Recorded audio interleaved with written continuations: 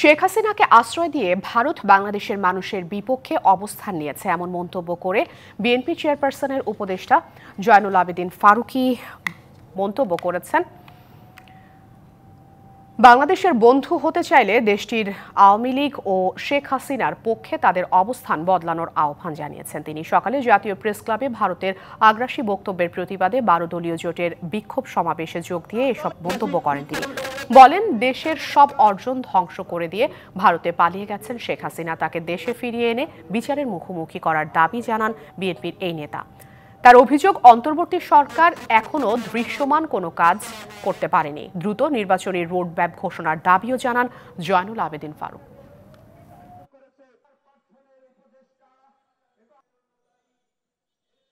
শেখ হাসিনার পরিবারের একটি লক্ষ্য আইনের আওতা আনতে পারতেন, তাহলে আপনার প্রতি যে বিশ্বাস আছে সেই বিশ্বাস 1000 গুণে বেড়ে যেত।